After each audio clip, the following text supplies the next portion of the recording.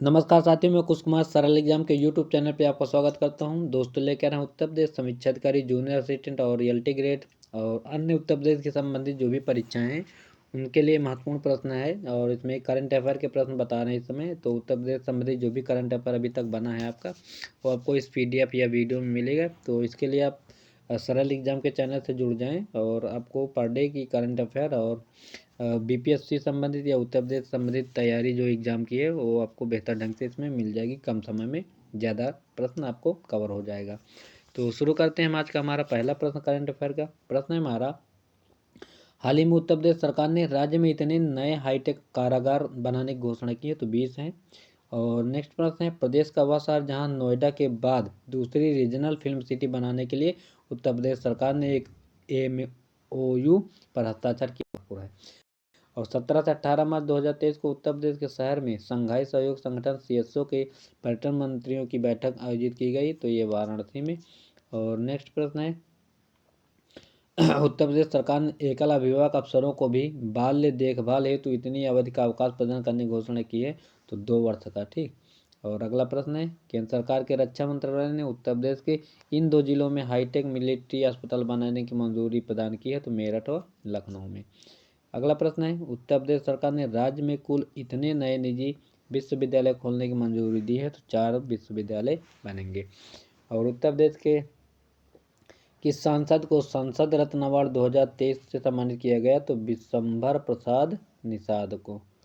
और अगला प्रश्न है, इस उत्तर भारतीय राज्य ने अपनी नई खेल नीति 2023 को मंजूरी दी, तो उत्तर प्रदेश में नई खेल नीति लागू होगी। और गोरखपुर में रीजनल फिल्म सिटी के लिए उत्तर प्रदेश सरकार ने इस उद्योगपति को OMU किया है, तो अतुल गर्ग से।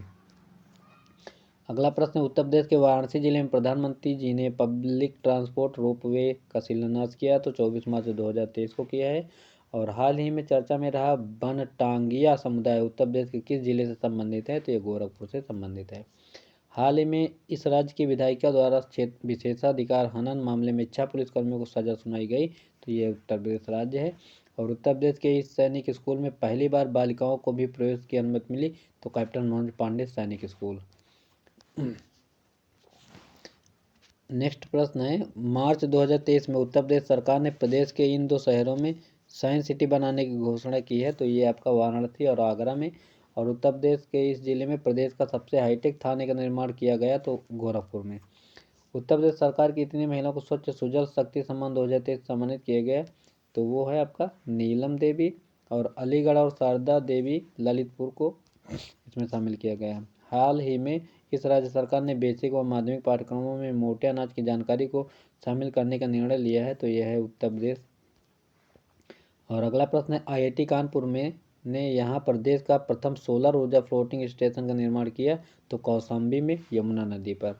और हाल ही में इस राज्य सरकार ने एक जिला एक उत्पाद की तर्ज पर एक जिला एक वेटलैंड योजना शुरू किया, तो यह है उत्तर प्रदेश। और हाल ही में उत्तर प्रदेश सरकार को इस देश का द्वारा ग्रीन हाइड्रोजन कॉरिडोर के विकास का प्रस्ताव पारित किया गया, तो किंगडम यूनाइटेड किंगडम यानी इंग्लैंड के द्वारा। अगला प्रश्न है हमारा,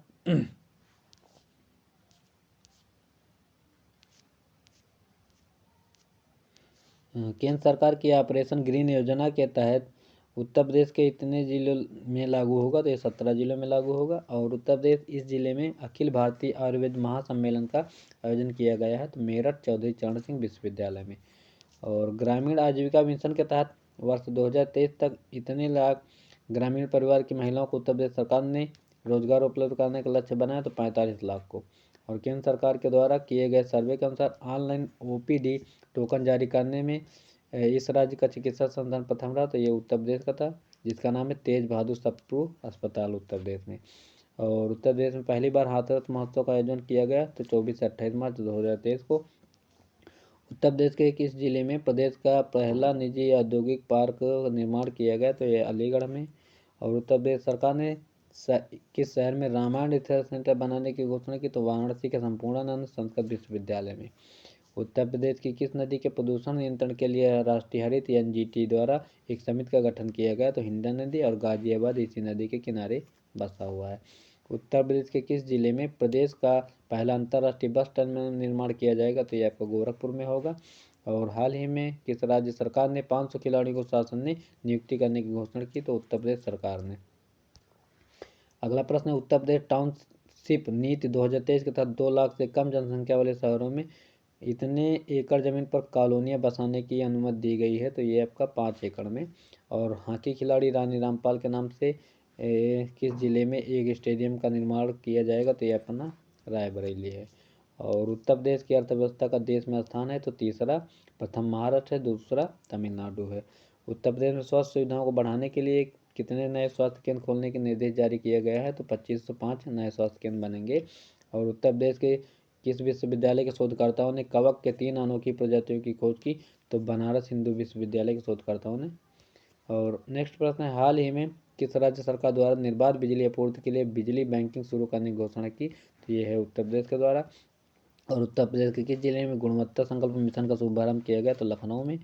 वाराणसी की तरफ पर उत्तर प्रदेश के किस जिले में टेंट सिटी बनाई जा रही है? तो ये झांसी में। तो ये थे आज के हमारे कुछ करंट अफेयर के महत्वपूर्ण प्रश्न जो आपकी परीक्षा के लिए इंपॉर्टेंट है। और नेक्स्ट वीडियो मेरा कल फिर मिलेगा आपको इसी तरह करंट अफेयर का उत्तर प्रदेश का। तो इम्पॉर्टेंट प्रश्न थे आपके और इसको देखना ना भूलें। कम समय में आपको ज़्यादा प्रश्न मिल जाते हैं तो बेहतर है, समय बर्बाद नहीं होता है। तो रिवीजन करने के लिए काफ़ी बेस्ट क्लास रहती है ये वाली, तो आप लोग देखना ना भूलें। और क्लास अच्छी लगे तो कमेंट और लाइक करना ना भूलें। बाय सभी को, thanks for watching this video, thank you.